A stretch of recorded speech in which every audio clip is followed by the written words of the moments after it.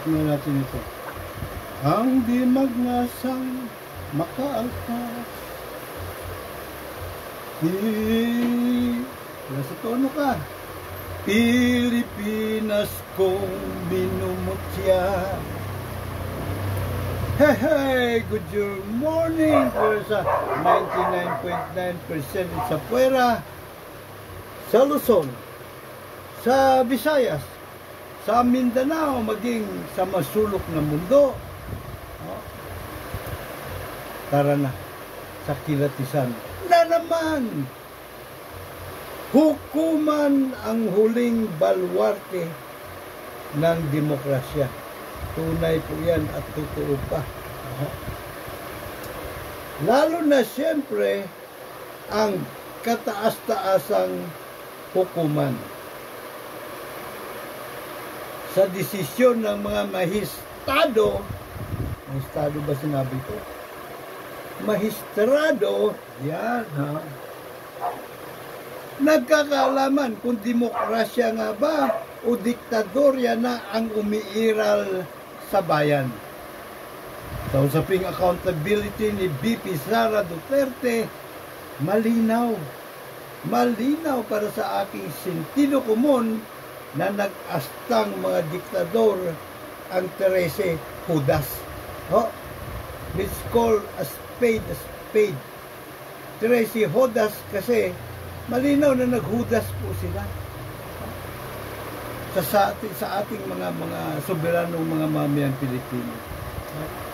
Hindi sila naghudas sa administrasyon, sa oposisyon, kundi sa sambayan ng Pilipino, sa ating po mga soberanong mga mamamayang Pilipino. Tayo po ang biniktima nila rito. Kayo, anong take away nyo dito sa mainit na issue ngayon ng accountability o VP Sara Duterte sa kanyang impeachment case? Anong take away ninyo sa ginawang desisyon ng 13 Judas? Yan po ang aking kikilatisin at ilalapag ko po sa inyo ang aking kahindik-hindik na mga argumento sa mga bagay-bagay. So, mga kaitsapuera, diyan naman po kayo, tutok naman po kayo sa episode na ito. At siyempre, pakishare po ninyo itong ating episode na ito para mas marami po tayong maimumula. Kumapit kayo. Baka kayo mahulog sa inyong mga kinauupuan.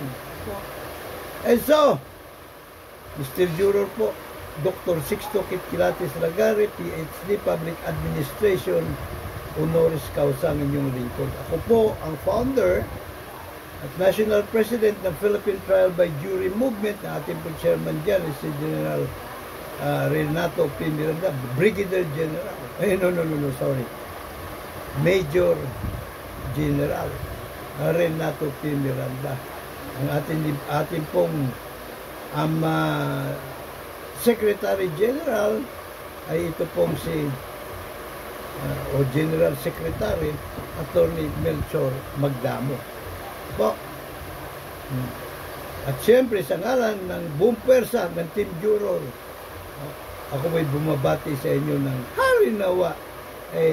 Nakakaagapay po tayo sa gitna ng samut-saring mga kaungasang nangyayari sa ating pamahalaan. So, ako din po ang founder ng Partido KKK 2.0 Demokratiko, ang political arm po ng ating Philippine Trial by Jury Movement. Kasi sinubukan na nating naging, kumbaga, tagapagsulong sa pamamagitan ng mga nakaposisyon sa gobyerno. Tinutulak po natin sa kanila ating po advokasya at tunay namang kapakipakinabang para sa lahat, hindi man halos lahat pala, kung hindi man lahat ng mga soberanong mga mamayang Pilipino, pero ayaw nila. Kaya kailangan na po natin pumasok sa political arena. Let us take matters into our own hands. Tayo po ay tumakbo pagka-senador. Kahanay natin manggagaling po ang ating mga kandidato. Okay. So, ang argumento po ng Korte Suprema. Argumento ba talaga ito? Argagomento. Ang sabi po nila, nilabag ng House of Representatives ang 1-year ban. So, 1-year ban. Dapat isang impeachment complaint lamang po ang ihahain sa isang impeachable official kada taon. Nasa saligang batas naman yan po. Nasa saligan. Ang hindi lang po malinaw dito, hindi lang sa hindi malinaw. Malinaw po ito na dagdag bawas. Dinagdag bawas ng mga 13 hudas ang saligang batas. Ano po? Sapagkat yung sinasabi nila na unang tatlo, yung naunang tatlo na impeachment complaint, hindi naman po yun. Kumbaga, inaisalya lang siya sa Committee on Justice, pero hindi po siya inendorso ng Committee on Justice sa plenaryo para pagbutuhan. Hindi po, wala. Na-archive siya at sinabi nila, deemed, dismiss. Hindi mo na. Bakit yun ang ginawa nilang reference o reckoning point ng 1-year ban? Dismiss nga Ibig sabihin, parang walang iniwan ito sa kaso ng double jeopardy. Ano po? Magkakaroon lang ng double jeopardy kapag meron na pong final judgment. Whether yun ay dinismiss in a final judgment o hindi. O dinismiss. O yan, pag dinismiss, hindi mo na po pwedeng sampang kaso. Kaparehong kaso yung double jeopardy na po magsisitin doon. Ito hindi. Hindi po dumaan sa paglilitis, hindi po nahusgahan with penalty. So, paano magsisitin yung 1-year ban? So, malinaw po, nagdagdag bawas at 13 hudas sa saligang batas. Ano po? Isa pa, Senate sole power to try and decide all impeachment cases. Malinaw po sa ligang batas yan. Alam naman po natin ang rule of the thumb dyan, jurisprudence, ang kalakaran, ang batas. Ang batas, kapag walang ambiguity, o kaya ay nakakahilo, ang kanyang letra at espiritu, nakakahilo ang kahulugan, wala ka nang dapat interpretahin pa. Ipatupad na lang. Iyan po ang ating legal gobbledygook. Hindi po ba? Ito, pambira. Wala namang ambiguity doon. Senate has the sole power to try and decide all impeachment cases. Di ba? At yung House ay merong exclusive authority to initiate corruption o impeachment cases. Hindi naman na-initiate yung tatlong nauna Hindi po ba? So, malinaw po tayo yan. Due process, sabi nilabag din ng House of Representatives, ang due process and fairness. Sa panig ni Sara Duterte, ng kanilang Inday Sara. Inday ng buhay ko. Buhay nila pala. Now, what is due process of law? Sinasabi po sa ating Bill of Rights, Section 1, Article 3, no person shall be deprived of life, liberty, and property without due process of law. Ang due process of law po na tinutukoy dito ay yung pong notice and hearing. Yan yung pinakaunang baitang. Yung panghuling baitang niyan ng due process in a public, speedy, and fair trial in a jury of we the people. Yan po ang tunay na due process pagdating sa trial. Okay, so ito, wala pa pong trial. Kumbaga, akusasyon na yung ginawa ng House of Representatives kasi ang impeachment proceedings po natin sa Pinas hinugot sa Amerika, sa United States of America. Ano nangyari dito? Bakit wala na ito? Dali muna paganahin po natin. Yan. Sa Amerika, hinugot ang ating impeachment processes dito. At yung American impeachment processes ay hinugot sa kanilang jury justice system, kung saan tumatayo ang House of Representatives na grand jury.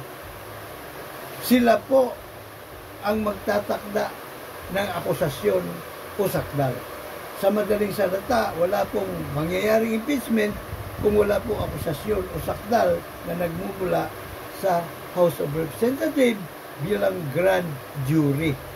So, meron po silang isinalya na akusasyon at sakdal. Ayun po ang the fourth impeachment complaint. Yung tatlo po, hindi na isinalya yun eh. Hindi po initiated yun. So, malinaw po, no,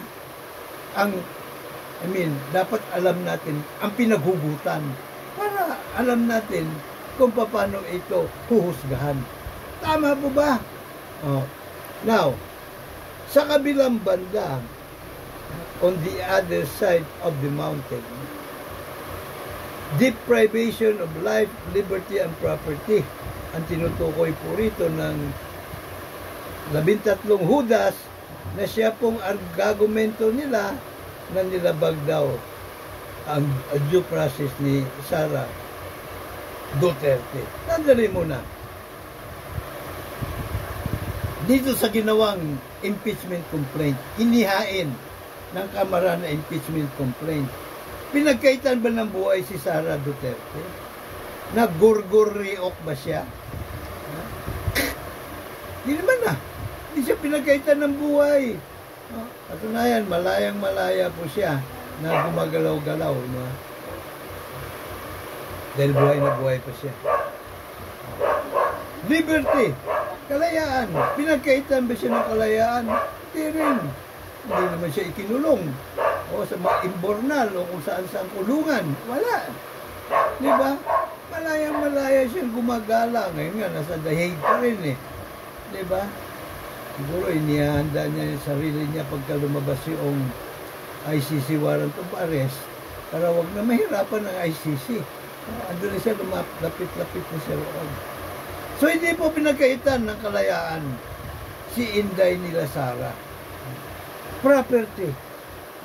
Binawi ba sa kanya yung puno o di umano'y kanyang nakulimbat na intel at funds, intel at confidential funds, na dapat binabawi na yun kasi sa ating saligang batas o sa ating batas, no, sa anti-corruption law natin.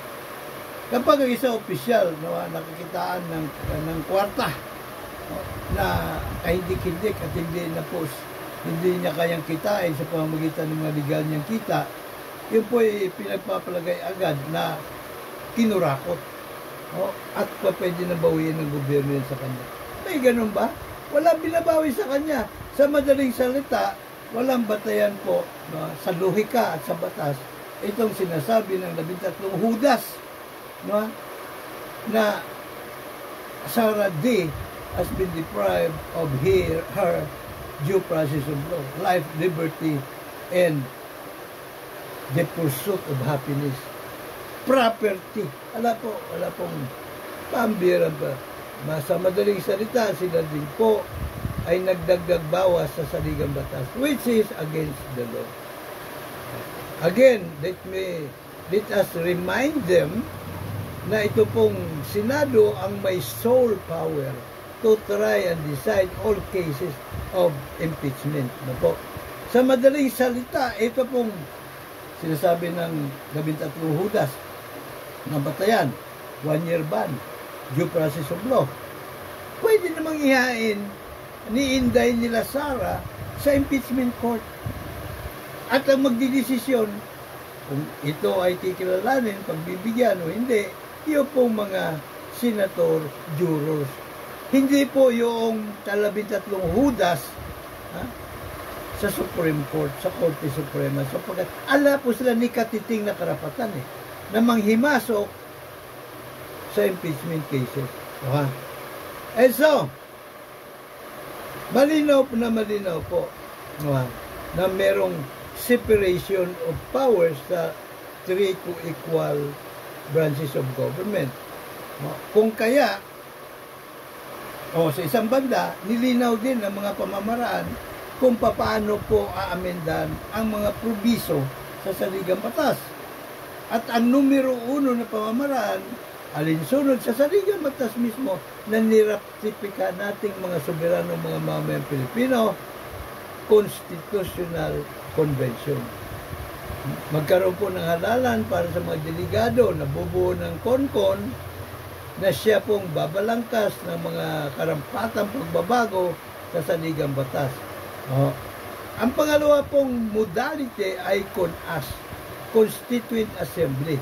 Ibig sabihin, ito po ating mga nakaupong mga senador, kinatawan, tama na po yung mga party list representative, sila ang mag-aamenda, maghahain ng panukalang amenda o revision ng saligang batas.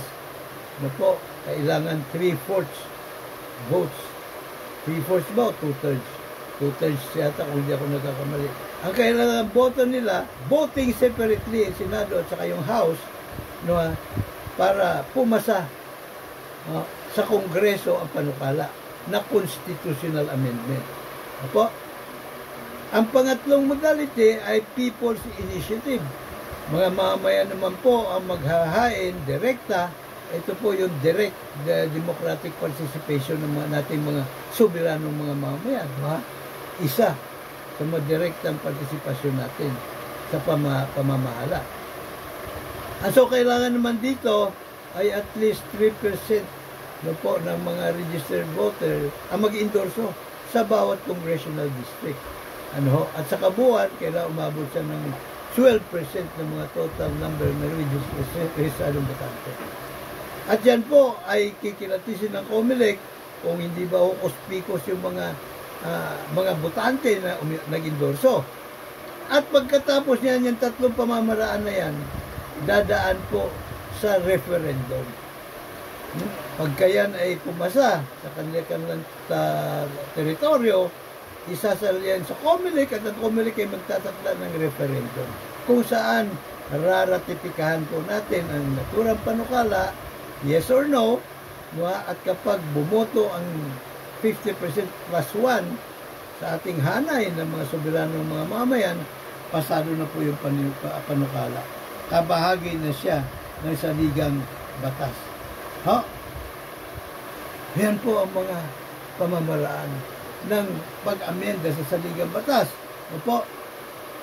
Pang-apat, may pang-apat pa. Pero ito hindi nilagay sa saligang batas. Revolusyon. Armadong pag-aaklas para patalsikin po ang mga nandun sa gobyerno katulad ng nangyari sa EDSA People Power at palitan ng panibagong gobyerno. Yan po ay bahagi ng Declaration of U.S. Independence. We hold these self-evident truths that all men are created equal, that they are endowed by their Creator with certain unalienable rights, and among these are life, liberty, and the pursuit of happiness. At pag dumating sa punto na ating pong, hindi, isama pa pala doon bago dumating sa punto. Kaya po doon sa ating equality, di ba? Dapat magtatatag po tayo ang mga mamayan ng gobyerno mula sa kanilang hanay sa pamamagitan ng halalan. At ang gobyernong yan ang siyang tataguyod sa mga mitiin at adhikain na pangkalahatan ng mga mamayan.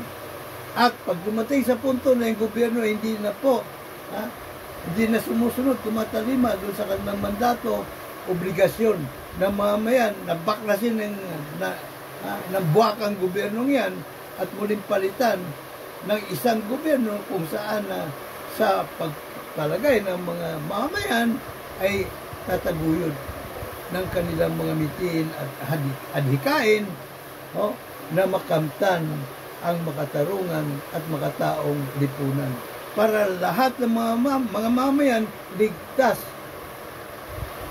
maligaya, dahil hayahay ang buhay. So yan po yung pang-apat revolusyon. At yan naman ay kinilala ng Korte Suprema bilang direct participation ng people sa pamamahala sa gobyerno. People power. Sapagkat kung tutuusin po, ating demokrasya, government of the people, by the people, for the people, people power po yan. Demos at saka krasya. Ano ba yung krasya? Demos. Anyway, Latin word po yun na ibig sabihin ng demos ay people. At yung pong, hindi ko masyado sigurado kung krasya parang hindi. Ay power. People power. At saan po inuhugot yung ating demokrasya ating bansa, by the way? Nakaukit po sa Section 1 ng Article 2 ng 1987 Constitution, maging sa iba pang mga naunang Constitution, that Philippines is a democratic and republican state. Sovereignty resides in the people and our government authority emanates from them. So, ang sovereign power nating mga mamayan, tripod po yan Tatlong haligi po kaya matibay. Unang-una, the right to keep and bear arms para protektahan natin sarili at ating bansa laban sa mga manlulupig, dayuhan man o kababayan. At yung pangalawa po ay the right to suffrage. Ano po? Right to suffrage. Tayo po ang boboto kung sino ilulukok sa pwesto at walang karapatan ng komunikotong na babuyin natin mga sagradong boto. May kalalagyan din yung komunikotong po sa atin. Sisip arrest natin yung mga. At yung pangatlo, ayun po the right to trial by jury. Ang karapatan na humusga. Inherent right po yan ng mga mamayan sa isang demokratikong bansa kamukha ng Pilipinas. Ano po? Tayo huhusga. Ano nangyayari po sa atin? Taga-gobyerno ang mga nagnanakaw. Taga-gobyerno din ang nag-iimbestiga. Taga-gobyerno din ang nagpo-prosecute. Taga-gobyerno din ang humuhusga at napapakulong. Pambihirang patiso. Kung hindi yan kataas-taasang kahunghangan, kaungasan kaisipang salat sa luhika at sa batayan sa demokratikong proseso, abay, di ko alam kung natawag natin dyan. Kabuktutang hukuman trial by palakasan kasi po ang ating pong uso, pinauso ng mga traidor at kawatan na kuno ay politician dito po sa ating bayan. Ang bihira sa patis. Ang bihira pa talaga sila sa patis. Anyway, yun pong panglima na sinasabi ng 13 Hudas, actually wala yan, hindi kasama yun. Yung judicial legislation. No way! Hindi po yan kasama. Wala kang makikita sa saligang batas na may ganong factor na pwedeng palitan ng 3 Hudas sa Korte Suprema ang letra at espiritu ng batas na hindi man lang sila dumadaan sa referendum, na hindi wala tayong partisipasyon sa pagraratifika nung ginawa nilang dagdag bawas sa saligang batas sa Artikulo 11, na 11 tayo, na accountability of Sara Duterte. Well, all public officials na impeachable. So wala po sa ating saligang batas ang judicial legislation. Katunayan, ulitin ko, di ba nga ba may separation of powers ng 3 co-equal branches of government? Di ba? Ibig sabihin, di pwedeng makialam sa trabaho ng bawat isa ang isa't isa. Di ba? Tanong nyo sa sarili ninyo. Pwede bang maging judge sa regular ng mga korte o hukuman ng mga mambabasa sa ng presidente? Di ba hindi? Taga-hudikatura lang ang pwedeng mag-humusga. Of course, yung hudikatura natin, hindi po ito pang demokrasya, pang diktadurya po ito, kaya walang trial by jury. O dapat ang prominente sa matinong justice system, sa hudikatura, tayo mga soberanong mga mamayan bilang juror. Sa kabilang banda, pwede bang maging Commander-in-Chief of all Armed Forces and Chief Justice, Speaker of the House at the Senate President? Hindi rin po pwede. Separation of power nga di ba? Walang pakialaman. Pwede bang maging Chief Justice ang Pangulo, Senate President, Speaker? Hindi rin po pwede. Walang pakialaman nga Yan po yung separation. So sa madaling sabi, illegal, unconstitutional, at mahalay ang ginawa ng 13 Hudas na pagdagdag bawas sa ating konstitusyon sa ligang batas. Ano po? Now, marami po tayong nadidinig. In fact, yung pa mga constitutionalist o yung framers ng konstitusyon sinasabi, yung daw mga mahistado ay arbiter daw ng mga batas, ng saligang batas. Hindi po totoo yun. Wala pong katotohanan yung tahasan po sinasabi sa inyo. No? Bakit kamo? Sila po ay arbitrator lang. Ang arbiter po, tayong mga soberanong mga mamayan Pilipino. Abay, bakit? May tanong nyo. Ano ba ang arbiter? Ang arbiter po, ay siya pong nagdidesisyon, humuhusga sa mga usaping legal at fairness of the law. Dalawang bagay, legality and justice or fairness of the law. Sa madaling salita po, ang arbiter po pwede niyang baguhin ang letra at espiritu maging ng saligang batas. Kapag po ito ay para sa kapakinabangan na pangkalahatan ng halos lahat ng mga mamayan, kung hindi man lahat. Tayo po yun. Diba? Malinaw na may power po tayo to ratify any amendments or revision to the Constitution. Yung tatlong hudas ba, mayroong ganong karapatan? Wala! Diba? Wala. Tayong mga mamayan lang ang maaring mag-ratify ng constitutional amendment or constitutional revision. Yan po ang diwa, puso't diwa. Ang sentido komon, ang swak na sentido komon ng arbiter. Itong 13 hudas, ano po sila? Arbitrator sila po. Ano naman yung arbitrator? Ang kanilang mandato, power, poder, titingnan po nila yung pong ipinasang batas. Kung ito bang letra nito at espiritu ay tumutugma doon sa provision ng konstitusyon. Sa ating po halimbawa ngayon, yung pong ginawa nila sa impeachment case ni Sara. Abay, binago nila sa ligang batas. At ang batayan ng pagdidesisyon ng isang arbitrator, yung pong batas. In particular, yung pong saligang batas. Kung may kinu-question na Republic Act, halimbawa, question of law, kikilatisin po nila, may batayan ba ito sa nakaukit sa saligang batas. Pag wala, idideklara po ng unconstitutional. So malinaw po, susundin po nila ang nakaukit sa saligang batas. Pero hindi na pwedeng baguhin ang letra at espiritu ng mga nakaukit na probiso sa saligang batas. Malinaw na po ba sa atin ang pagkakaiba ng arbiter at arbitrator? Tayo po, mga soberanong mga mamamayang Pilipino, arbiter po tayo. Sapagkat may karapatan po tayo na balikwasin at rebisahin ang mga probiso sa saligang batas.